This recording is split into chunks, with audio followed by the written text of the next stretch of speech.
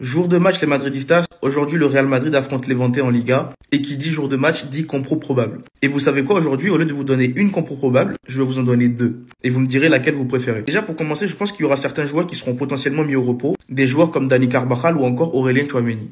Peut-être même Alvaro Carreras, mais après faut voir. Alors première compo, je suis reparti sur un 3-5-2. Derrière, on aura Militao, Tchouaméni, Dinausen. Si Tchouaméni veut être mis au repos, tu peux mettre Raúl Asensio, même si je trouve que Asensio vaut mieux qu'il soit dans une défense à 4 qu'une défense à 3. Au milieu de terrain, on aura Camavinga, Arda Güler. Et pour reposer Carvajal, on aura Valverde en piston droit et Carreras en piston gauche. Et devant, on aura Kylian Mbappé et Vinicius Junior.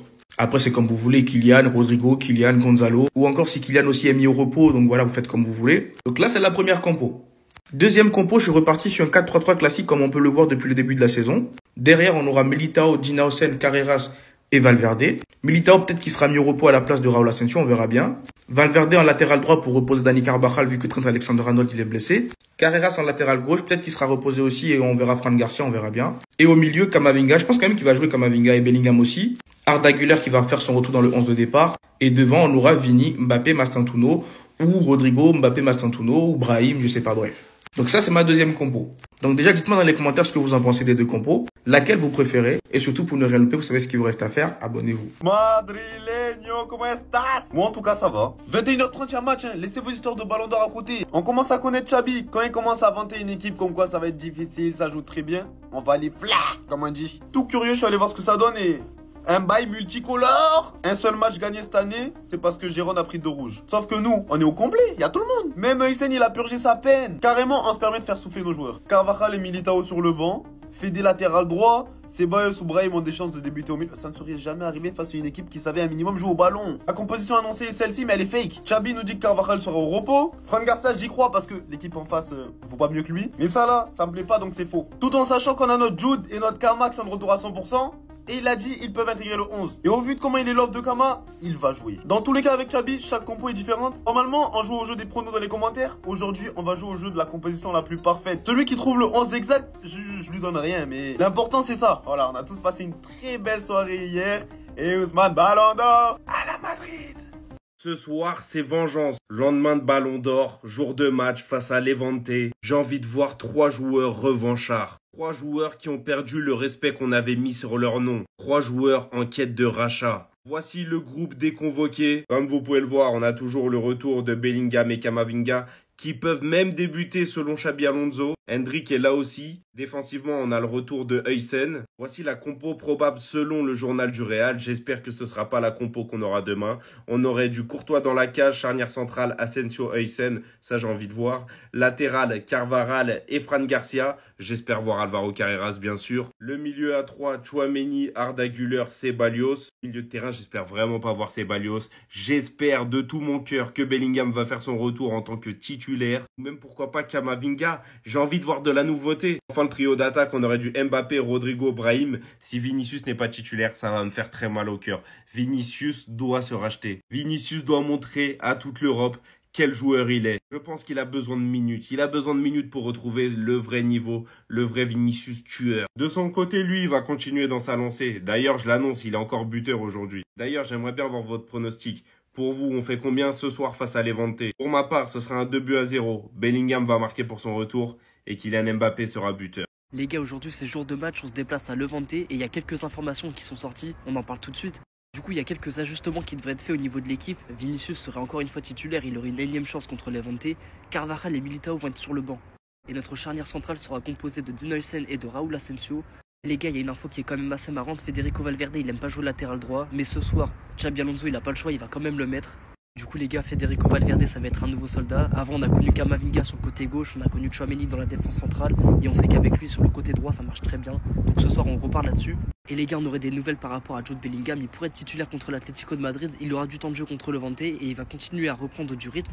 Franchement les gars, parmi les joueurs blessés qui sont au Real Madrid, Jude Bellingham ça fait partie des gars qui a eu la meilleure récupération. Franchement il a subi une grosse opération mais il revient sur le terrain petit à petit. Et franchement ça fait plaisir de le revoir comme ça. On espère que Camavinga aura aussi un peu de temps de jeu parce que c'est important aujourd'hui aussi de lui laisser du temps et de pouvoir revenir petit à petit. Bah les gars, rendez-vous ce soir 20h30, on va faire un petit live d'avant-match, on va parler de la composition et des actus du Real Madrid et comme d'hab, n'hésitez pas à vous abonner pour m'envoyer de la force. Jour de match, entre le Real Madrid et Levante, je vais vous donner les dernières infos et ma compo probable. Mais avant de commencer, je te laisse t'abonner pour rien louper de l'actualité du Real Madrid. Donc aujourd'hui, c'est jour de match entre le Real Madrid et Levante, à Levante directement. Alors je vous l'avais montré dans l'actu du jour hier, mais je vous la remonte aujourd'hui. La liste des convoqués, avec pas de surprise, le retour d'Huysen qui avait été suspendu lors du dernier match. On a bel et bien Bellingham, Camavinga et Hendrik, donc ça aussi, c'est une bonne nouvelle. Bellingham et Camavinga, les deux avaient déjà joué face à l'Espagnol. Bon, ils étaient rentrés vraiment en fin de match, mais ils avaient joué. Et honnêtement, Bellingham avait montré de très belles choses et avait montré son importance. Et d'ailleurs, il y a des chances que les deux soient titulaires, ou en tout cas un des deux, car Xabi Alonso l'a dit en conférence de presse hier. Jude Bellingham et Camavinga pourraient être titulaires. Ils sont en meilleure forme. Et du coup, on passe directement à la compo probable. Enfin, en tout cas, c'est une compo que j'aimerais vraiment voir. Sachant que samedi, on a le match face à l'Atlético Madrid. Donc je pense qu'il va falloir vraiment être prêt. Même si l'Atlético n'est pas dans sa meilleure forme, ça reste une grande rencontre. Et on peut dire le premier gros match pour le Real Madrid. Donc au cage Courtois, ça bouge pas. La défense pareil, Carvajal, Militao, Huysen et Carreras. Le milieu de terrain, avec Valverde, Tchouaméni, Arda Güler. Bellingham en offensif. Et Mbappé et Vinicius. Honnêtement, j'aimerais vraiment voir cette compo. Alors oui, pas de Mastantuono alors qu'il fait de belles choses. Mais j'aimerais vraiment voir ça. Enfin bref, dites-moi ce que vous en pensez, vous dans les commentaires. Je vous ferai un débrief d'avant-match. Et le débrief d'avant-match, je le sors le lendemain. Donc pour pas louper ça, pour rien louper de la suite et de l'actualité du Real Madrid, abonne-toi. Liste du Real Madrid pour le match face à Levante est présent. L'effectif pratiquement au complet avec Dino Hussein qui est bien de retour. D'après la conférence de presse de Xabi Alonso, on pourrait voir Jude ou Camavinga titulaire demain. Match qui va être important parce que ce week-end, samedi, affrontement face à l'Atlético pour le derby de Madrid. Une équipe plus ou moins au complet, ce qui fait plaisir à la Madrid Damas. Xabi Alonso qui répond à la question que doit faire Vinicius pour avoir plus de minutes cette saison. C'est dans la conférence de presse d'aujourd'hui, on se résume tout ça. Concernant le Ballon d'Or, je ne m'y suis pas penché car je suis concentré sur notre prochain match contre Levante. Il y a encore une marge de progression, à chaque match on progresse, on est encore au début de la saison, il faut avoir cette envie. Vinicius est-il mécontent d'avoir été remplacé? Je le comprends parfaitement, j'ai joué donc je sais exactement ce qu'ils ressentent. J'aime être proche de mes joueurs, ce n'est pas un problème pour moi. Je suis très optimiste pour Álvaro Carreras car je le suivais depuis longtemps. Outre sa personnalité, je suis très surpris par le peu d'erreurs qu'il commet. Il a énormément de qualités mentales et tactiques et il est très compétitif, il a été excellent. Jude Bellingham et Camavinga peuvent commencer face à Levante. L'équipe est très unie, ils comprennent qu'ils doivent travailler en équipe. Depuis le premier jour, les joueurs l'ont compris. Mon trio de départ préféré en attaque, c'est une question compliquée, nous avons besoin de tous nos joueurs. Que doit faire Vinicius Junior pour disputer plus de matchs? Voici la réponse de Xabi Alonso. Je suis très content de lui et de tout ce qu'il fait. Nous sommes au début de la saison, il doit continuer à se sentir important pour nous et à aider l'équipe. Concernant Eduardo Camavinga, je l'observe beaucoup, je pense qu'il a un potentiel énorme et des qualités exceptionnelles. Outre notre projet d'équipe, son développement individuel est important. C'est un joueur très dynamique, il a beaucoup à offrir. Concernant Mbappé et Carreras et Tchouaméni qui n'ont pas encore beaucoup tourné depuis le début de la saison, voici sa réponse. Ce sont des joueurs très importants, nous avons joué que 5 matchs jusqu'à présent, donc évidemment nous commencerons à les faire tourner plus tard. Le calendrier est exigeant. C'est tout pour cette conférence de presse de Xabi Alonso. N'hésite pas à lâcher un like et abonne-toi si tu veux en louper aucune. Et quand on parle des problèmes du Real Madrid, on a beaucoup cité le nom de Vinicius Junior, de Rodrigo pour sa non-production, et beaucoup sur le positionnement de Kylian Mbappé. On a beaucoup parlé de ça, mais on n'a vraiment pas parlé d'un joueur qui pour moi aussi cause un problème. Federico Valverde. Je suis désolé, et peut-être ça paraît fou, hein. Mais je vous le dis, on a essayé un peu de le rendre ce 8. On lui a donné le numéro 8 pour qu'il soit l'héritier de Toni Kroos et tout. Mais la réalité, c'est qu'il ne peut pas jouer ce rôle. C'est pas qu'il est pas bon, c'est pas qu'il est ceci ou cela. C'est pas ça que je suis en train de dire. Mais quand il est au milieu de terrain, surtout quand il est avec Tchouaméni, la réalité, c'est que le Real manque énormément de créativité au milieu de terrain. C'est un fait. Quand je regardais ce match-là face à l'Espagnol, j'ai pensé à quoi? J'ai pensé à Federico Valverde quand il jouait ce poste d'ailier droit, notamment quand Zidane il était encore là. Pour moi, ça risque d'être une solution pour Federico Valverde.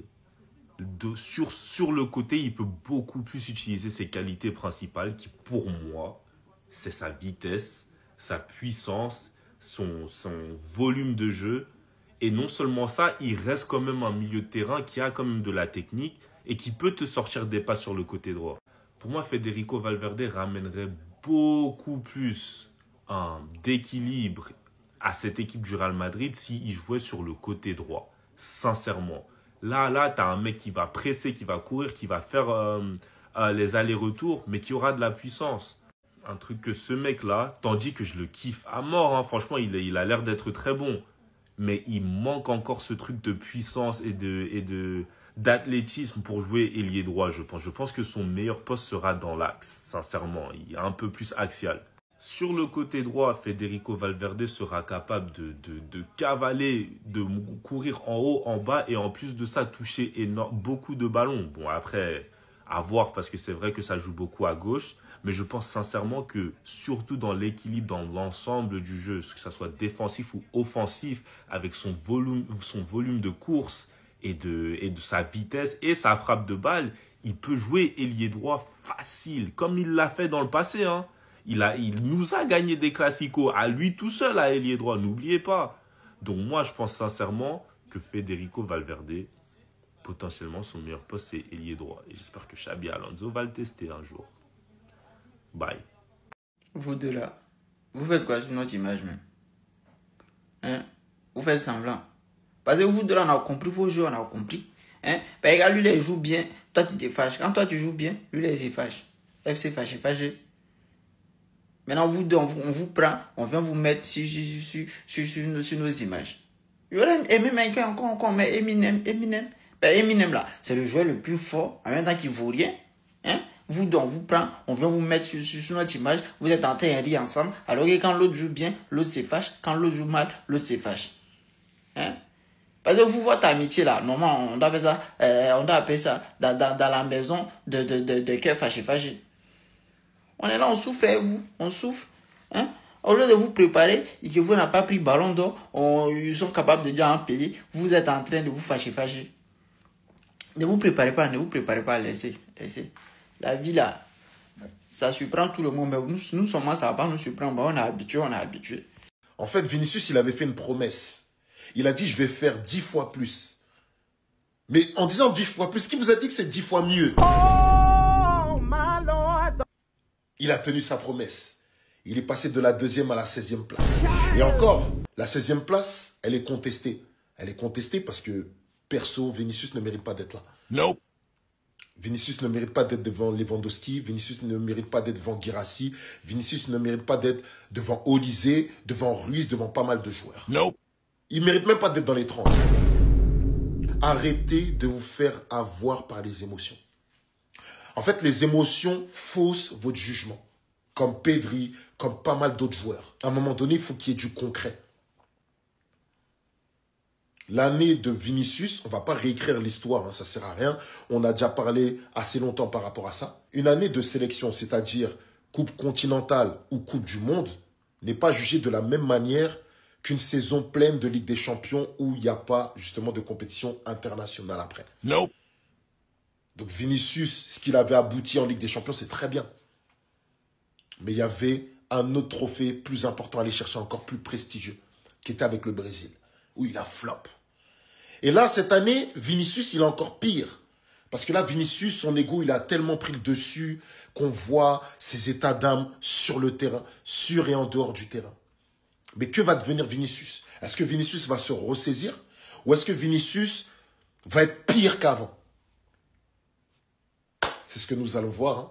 Dites-moi ce que vous en pensez dans les commentaires.